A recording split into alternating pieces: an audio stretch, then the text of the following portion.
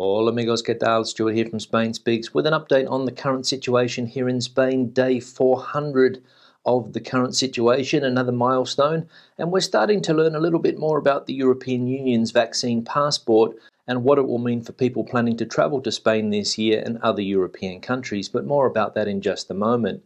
Firstly, a big thanks to all of the people that left comments on the last video. Lots of comments, lots of debate happening there as usual. Thanks to people that supported the channel through a donation. You can see your names here. And a big thanks to my patrons on Patreon, as always, for your support. Now, let's get into the news. And as I said, more information about vaccine passports is starting to come to light. And as we can see from this headline, Spain will not require coronavirus tests or quarantines for travellers arriving with vaccine passports. The European Union's Digital Green Certificate is due to come into force in June and will allow for people to arrive in the country in a safer manner, according to the Health Ministry. COVID-19 passports, which the European Union is officially calling Digital Green Certificates, will allow citizens of Europe to enter Spain without having to quarantine or take a coronavirus test. That's according to an announcement made on Thursday by Alfredo González, the General Secretary of Digital Health, Information and Innovation at the country's national health system. The document will come in the form of a free QR code, will be available by the end of June,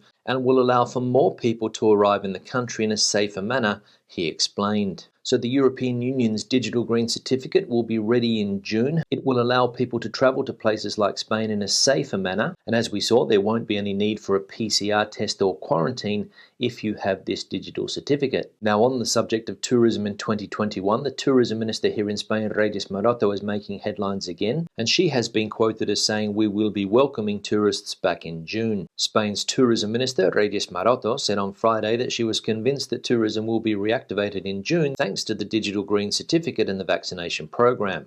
These will allow our country to reopen safely and be pioneers. Speaking on Spanish TV, the minister explained that Spain is working with the main tourism markets in preparing destinations for the return of tourism to Spain this summer. The Digital Green Certificate is due to be operational by June. The QR code will certify that the holder has received a vaccine or has recovered from the virus or has recently had a negative test result or a combination of these. So again, the tourism minister there confirming that June is going to be the month when tourists are allowed back into the country, and again stressing the importance of that digital certificate to ensure safe tourism. We all saw what happened last year when the country opened up again to tourism. It wasn't safe tourism, and it led to various waves of the coronavirus pandemic. So let's hope that this year it is indeed better managed. Now, anybody that was planning to travel to Portugal from Spain received a setback yesterday when they announced that the border will remain closed for another couple of weeks. As we can see from this headline, the border with Portugal will be closed for a further 15 days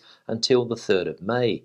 Portuguese Prime Minister Antonio Costa has announced that the agreement with Spain will be maintained at least for this time because all precautions are too few. The Portuguese Council of Ministers has approved the third phase of the deconfinement plan starting on Monday the 19th of May, which will see the return to school and secondary and university education, the opening of cafes and restaurants, all shops and shopping centres, cinemas and theatres, except in 10 municipalities. So Portugal's starting to open up again with their deconfinement plan, but obviously they don't want people travelling from Spain into Portugal just yet. Therefore, they're keeping that border closed. And we'll see after the 3rd of May if it opens up again or they decide to keep it closed for even longer. Now, with the incidence rate of coronavirus increasing again in Andalusia, 4 of the big cities in that autonomous community are bringing in more restrictions. As we can see here, Seville, Córdoba, Granada and Almería will have to close bars and shops at 8 p.m. from this Sunday. The incidence rate has been rising steadily since a few days before Easter. Andalusia now has an average rate of 225 cases per 100,000 inhabitants, a high risk level and above the figure for Spain, which is 200. There is still a very hard month of April and possibly also the month of May. With this statement, the Minister of Health, Jesus Aguirre, closed his appearance on Thursday, confirming that as of this Sunday, 4 capitals, Seville, Córdoba, Granada and Almería, will have to bring forward the closing of bars, restaurants and all non-essential commercial activity to 8 p.m. So again, the policy of open, close, one of the main tools politicians are using in the autonomous communities around Spain. We've seen it happen in the north of the country, in places like Navarra and the Basque Country, and now again in some cities in Andalusia with the announcement of those non-essential businesses having to bring forward their closing time to 8 p.m. Now we'll turn to the vaccination campaign here in Spain and the European Union, and as we know, things have been going a little bit slowly up until now. In fact, very slow given the problems that we have had with the Janssen and AstraZeneca vaccines. But there are some countries around the world that are doing very well when it comes to getting their population vaccinated. And as we can see here, 8 countries already have half of their population vaccinated. The UK triples the EU in percentage of people with at least 1 dose. The UK will soon join the group of countries that have already vaccinated at least half of their population against the coronavirus with at least 1 dose. It will be the 8th to achieve this worldwide and the first large one, in a list where Israel has been in place for more than a month and which is led by Gibraltar. And if we take a look at data from the vaccination campaign here in Spain, we can see that we now have 7.02% of the population completely vaccinated, or in other words, just over 3.3 million people, and almost 19% of the population have received at least 1 dose, or just over 9 million people. Countrywide health data now, we can see that the total amount of cases here in Spain now over 3.4 million. The accumulated incidence rate for the last 14 days now sitting at 213. There have been 285 COVID-related deaths in the last 7 days. There are currently 9,788 people hospitalised around the country, and there are currently 2,180 people in ICUs in Spain, which is just under 22% of all ICUs in the country. Now, there's been a lot of debate here in Spain in recent times about all of the money that Spain is going to receive from the European Union in order to reform the economy. The Prime Minister has been very buoyant in recent times, telling everybody what he has planned for the country. But as we know, in order for Spain to get their hands on this money, they have to make some changes. Brussels wants Spain to make some structural changes to the economy, and Spain is looking at ways to keep the European Union happy. But it seems that taxpayers here in Spain are going to be the hardest hit with some of the changes that the government plans to make. And the government is now talking about putting a toll on some of the main motorways around the country in order to increase revenue. As we can see here, the government rescues its plan to charge for the use of motorways for Brussels. The toll, which will be agreed with hauliers, will be completed by revenue from service areas to finance the upkeep of state roads. The project is not new, but it is the first time that Pedro Sanchez's government has put it into an official document.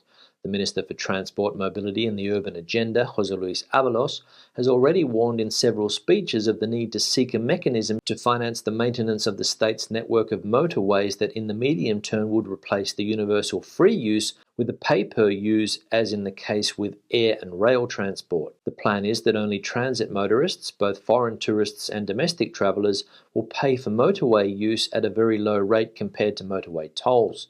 This will exclude lorry drivers, coaches and individuals who use the road to commute to work. So there we go, Spain looking to increase its revenue intake by possibly putting a charge on road use here in the country and following the model that they have in Portugal, where they charge you to use basically every motorway in the country. Now let's have a look at some of the comments from previous videos. One here from Susan: delighted to have discovered your Spain Speaks video today. I wish I had discovered it earlier. So helpful to get the relevant news with your comments in one place and not hop from TV channel to different newspapers on Twitter. And love the reading out loud of the headlines in Spanish. Yes, Susan, thanks for the comment and glad to see that you have discovered the channel. That is the objective of the channel at the moment, to talk about some of the main things that are happening around the country from a news perspective, especially related to things like the economy, the pandemic, and all of the things that affect people living in the country. And also good to see that you like me reading out some of those headlines in Spanish. I know a few people out there like that as they get the chance to test their Spanish. One here from Eduardo: nice to hear that you had a good response on behalf of the gentleman whose son is unwell. All credit to you for facilitating that, and thank you to those who responded. Decency prevails. Yeah, Eduardo, thanks for the comment. I did get a very good response to that request the other day.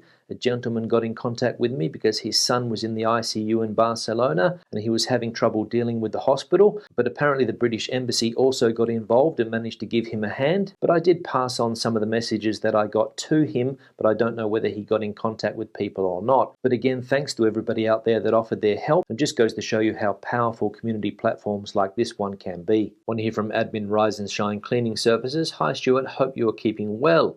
Can you confirm the Sun newspaper here in the UK is saying that we don't need a COVID test or quarantine if we have had both vaccinations? Can you confirm this? Yeah, admin, thanks for the comment. I can confirm that. As we saw earlier in the video, I think in a headline from El País, people coming to Spain will not need to quarantine or have a negative PCR test if they have a vaccine passport. However, I don't know if that includes the UK because in the text we saw, it said European Union countries, I think. But I imagine the UK government, if you have a similar type of passport there, will make an agreement with various European countries or the European Union, and people from the UK that have been vaccinated most likely will be able to travel to the country this summer. And as we also saw earlier in those words from the Tourism Minister Ms. Maroto, June is the month when all of this is going to happen. So only a couple of months away. Want to hear from Vincent? For someone that only visits Spain and does not live there, maybe you can advise, are the newspapers you review on your channel mostly objective and unbiased newspapers, or is there a slant right, left, or whatever?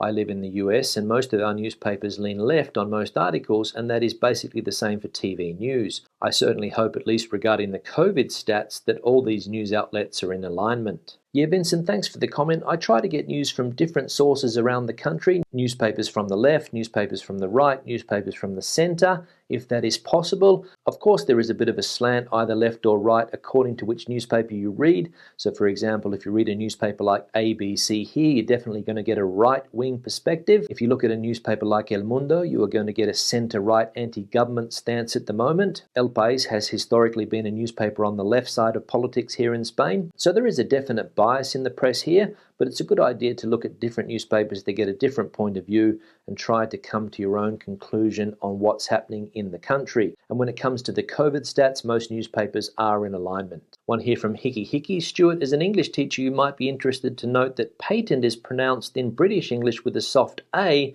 as in pat, not a hard A, as in plate, which is the American English pronunciation. Yeah, Hickey Hickey, thanks for the comment and thanks for pointing that out. I wasn't 100% sure. My pronunciation of that word has always been patent, so I went to the Cambridge Dictionary to find out whether in fact my English was American English, not British English with this pronunciation. So let's have a look at that.